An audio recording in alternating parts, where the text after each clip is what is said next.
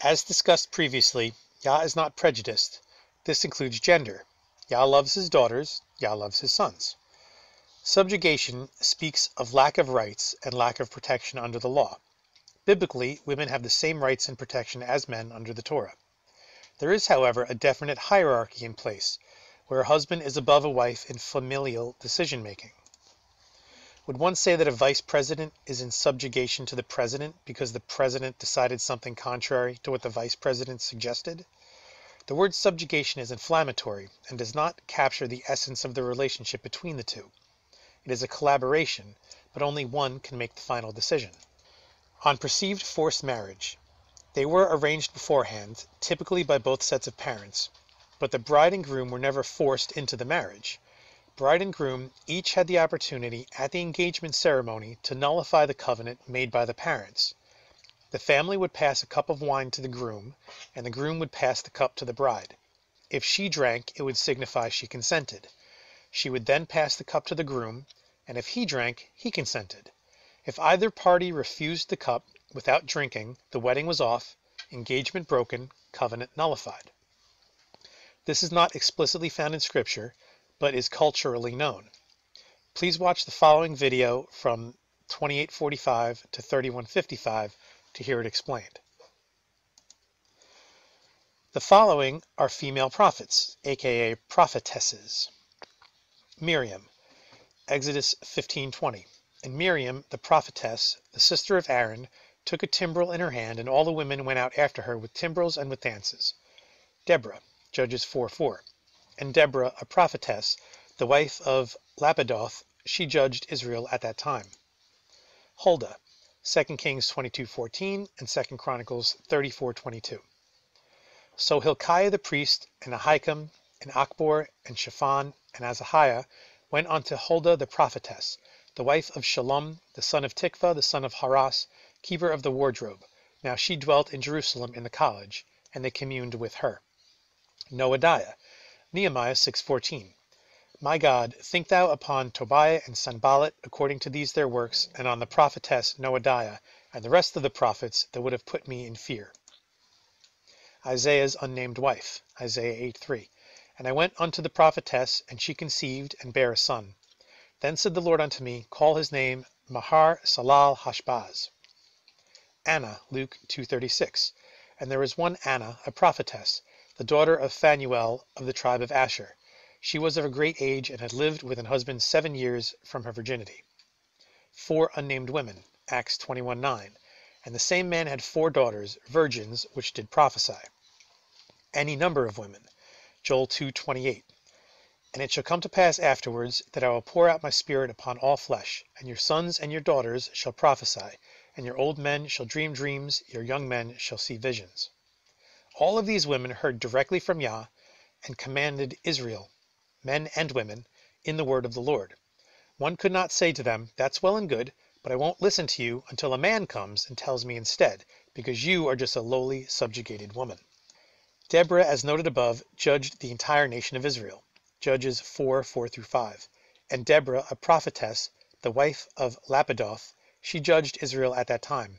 And she dwelt under the palm tree of Deborah, between Ramah and Bethel in Mount Ephraim. And the children of Israel came up to her for judgment.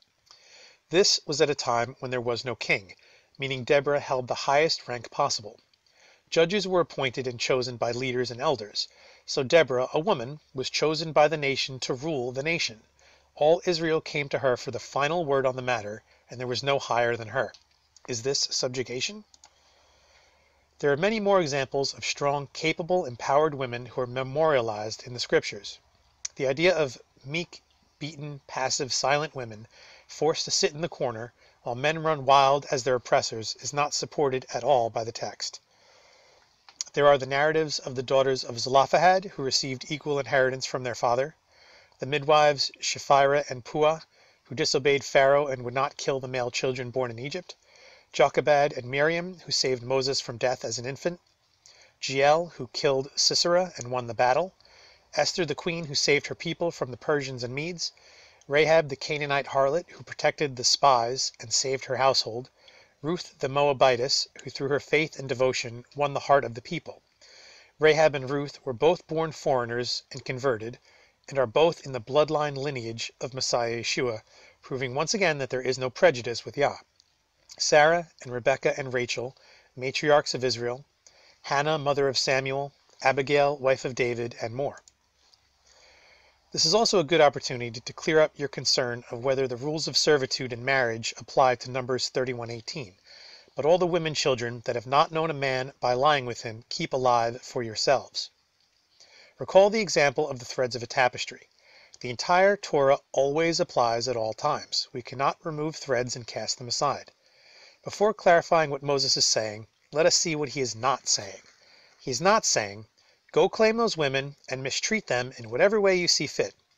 Don't worry about the law I've been teaching you daily for the last 40 years. Do what thou wilt is the whole of the law regarding these specific women today. Moses is saying that some of those women were to be servants with all the protection under the law we have previously discussed. Some of those women were to become wives. This brings us on how wives would be treated. Deuteronomy 21:10-14. When thou goest forth to war against thine enemies, and the Lord thy God has delivered them into thine hands, and thou hast taken them captive, and seest among the captives a beautiful woman, and hast a desire unto her, that thou wouldst have her to thy wife. Then thou shalt bring her home to thine house, and shalt shave her head, and pare her nails, and she shall put the raiment of her captivity from off her, and shall remain in thine house, and bewail her father and her mother a full month. And after that thou shalt go in unto her, and be her husband, and she shall be thy wife. And it shall be, if thou have no delight in her, then thou shalt let her go whither she will. But thou shalt not sell her at all for money. Thou shalt not make merchandise of her, because thou hast humbled her. The wisdom of Yah in this passage is preventing the men of Israel from giving into their fleshly lust and emotions and the heat of the battle and forcing these women. Premarital intercourse is forbidden by Yah, so notice, and hast a desire unto her, that thou wouldst have her to thy wife, is not have a desire unto her and discard her afterwards. Intercourse is tied to marriage, not rape. The cutting of hair and nails and dressing in her mourning garments is meant to demonstrate to the man whether he was overcome with the lust of a beautiful woman in battle, or if he truly desires to marry the woman, seeing her now for a prolonged period in an unattractive state. Further, by living together in chastity in the same house for an entire month, the man is meant to see whether this marriage will actually work before committing to it. Can he live with this woman as a wife? Once they have laid together, they must be married. The last verse is saying, before being physically together, but after seeing her without her adornments and living together for a month, if you no longer want to marry her, then send her away free. Once they are intimate, they cannot be divorced. This passage is a protection designed to save the women from being physically forced and to save men from being overcome by their own lust and passion. But as with all the Torah, we must read in context of the whole.